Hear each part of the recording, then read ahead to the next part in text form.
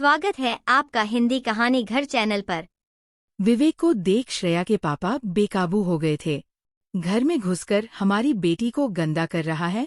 उन्होंने विवेक के गाल पर एक जोरदार थप्पड़ मारा, फिर कॉलर पकड़कर उसे नीचे गिरा दिया। भाग यहाँ से, और अगर फिर दिखा तो हड्डियां तोड़ दूंगा। माँ रो रही थी, बहन चुप। और श्रेया सिर्फ विवेक की आंखों में देख रही थी। वो आंखें जिनमें दर्द था, लेकिन प्यार अब भी जिंदा था।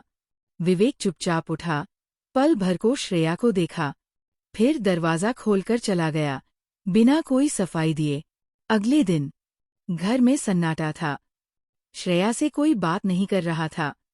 उसका फोन छीन लिया गया, बाहर जाना बंद। लेकिन प्यार कोई दीवारों में कैद नहीं हो सकता। उधर विवेक भी टूट चुका था। उसने अपने दोस्त की मदद से एक नया नंबर लिया और एक पेपर के कोने में सिर्फ 2 शब्द भेजे, जहां पहले मिलते थे। श्रेया ने खिड़की से पेपर फेंकते हुए पापा की निगरानी से बचते बचाते वो संदेश पढ़ा। रात, पुराना मंदिर, जहां कभी पढ़ाने जाया करती थी। वो जगह अब उनके लिए प्यार की पनाह बन गई थी। विवेक उसे देखते ही सीने से लगा लेता। तुम ठीक हो ना? तुम्हारे बिना कैसे ठीक हो सकती हूँ? श्रेया ने कहा। अब वे रोज रात उसी जगह मिलने लगे, चुपचाप, चोरी से। वहां कोई किताबें नहीं होती थीं, सिर्फ वो 2 दिल होते थे, जो हर रात एक दूसरे में खो जाते। कभी कभी विवेक उसके बालों में उंगलियां घुमाता। काश ये पल रुक जाए। श्रेया उसकी कमर में हाथ डालकर कहती, रात जितनी भी लंबी हो, तुम्हारे सीने से लगी रहूं बस। एक रात श्रेया ने अपना दुपट्टा उतारा और विवेक की हथेली में रख दिया। अगर ये सब कभी भी छिन गया, तो मेरी रूह ये दुपट्टा पहनकर ताउम्र तेरे सीने से लगी रहेगी। विवेक ने वो दुपट्टा चूम लिया। फिर दोनों चुप हो गए, लेकिन उनकी सांसों ने वो बातें की जो लफ्ज़ कभी नहीं कर सकते।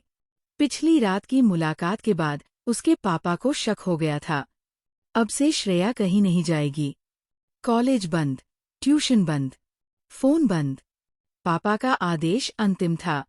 उसका कमरा जैसे कोई जेल बन चुका था, खिड़की बंद, दरवाजा बाहर से लॉक।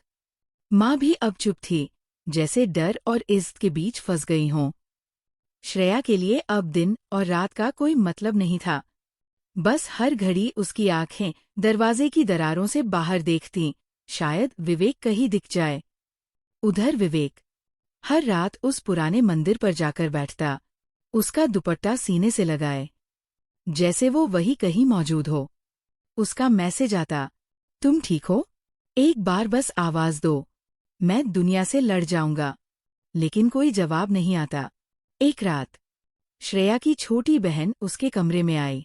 दीदी, वो हर रात मंदिर आता है, भीगता है, कांपता है, लेकिन जाता नहीं। अगर आप कहो तो मैं एक चिट्ठी पहुंचा दूं। श्रेया की आंखों में आंसू आ गए। उसने कांपते हाथों से एक छोटा सा कागज लिया और लिखा, मैं आजाद नहीं, लेकिन तुम्हारे प्यार ने मुझे बागी बना दिया है। तुम रुको, मैं लड़ूंगी। तुम्हारे लिए, हमारे लिए।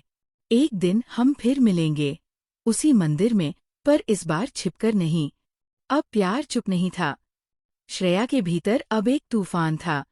उसने खाना बंद कर दिया, पढ़ाई में मन नहीं, बातें किसी से नहीं। माँ समझ गई, ये इश्क अब गहराई से निकल चुका है। पापा अब भी सख्त थे, लेकिन माँ ने एक रात धीरे से उसके हाथ पर हाथ रखा। अगर वो लड़का वाकई तुझे इतना चाहता है, तो शायद हमें भी सोचना चाहिए।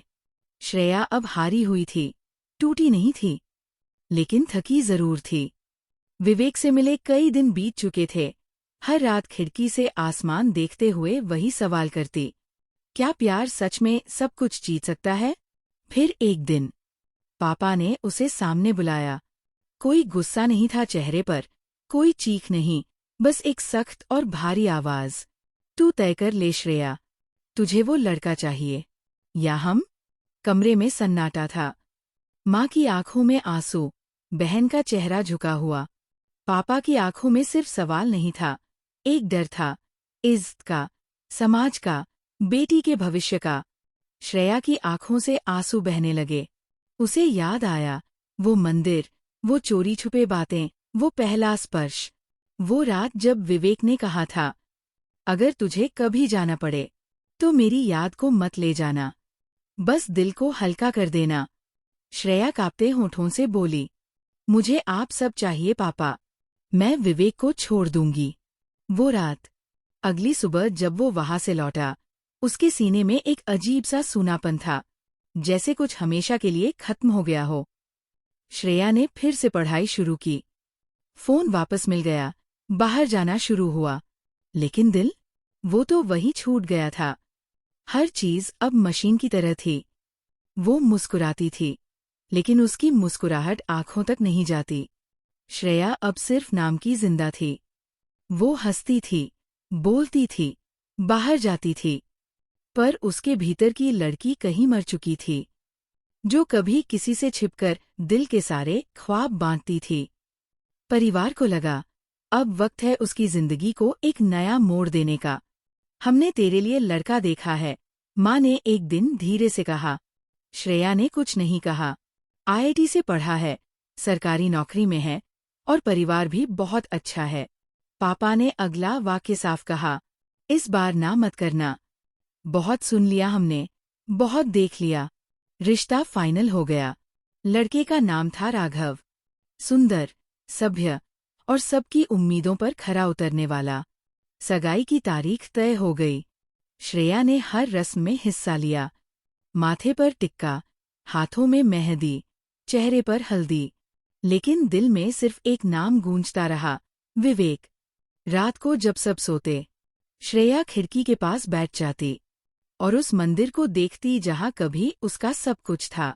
एक दिन माँ उसके पास आई और कहा, अगर दिल में अब भी कुछ बाकी है तो बता दे बेटा। शादी एक बार होती है और बिना दिल के रिश्ता अधूरा होता है। श्रेया ने सिर झुका लिया। अब कुछ नहीं बचा माँ। मैंने जो चुना वो अब मेरा नहीं, और जो मेरे लिए चुना गया है उसे निभाऊंगी। शहर के सबसे भव्य हॉल में सजे हुए मंडप में उसने राघव के साथ 7 फेरे लिए। चारों ओर रोशनी, हंसी, शहनाइयाँ और चेहरे पर एक नकली मुस्कान जो उसने सबके लिए ओढ़ रखी थी। राघव अच्छा था, बहुत अच्छा, शांत, समझदार और सबकी इज्जत करने वाला। उसने शादी के पहले ही दिन कहा, अगर तुम्हारे दिल में कोई बात है, कोई जख्म है, तो मुझसे छिपाना मत। मैं कोई दावा नहीं करूंगा तुम्हारे दिल पर, मैं सिर्फ साथ देना चाहता हूं। श्रेया की आंखें नम हो गईं। श्रेया की नई जिंदगी शुरू हो गई। पर कभी कभी रात को जब राघव उसके बालों में उंगलियां फिराता या उसके गाल पर प्यार से हाथ रखता, तो उसकी आंखें भीग जाती। राघव पूछता नहीं, बस हाथ थाम लेता। श्रेया अब हंसना सीख रही थी, जैसे कोई पुराना घाव धीरे धीरे भर रहा हो।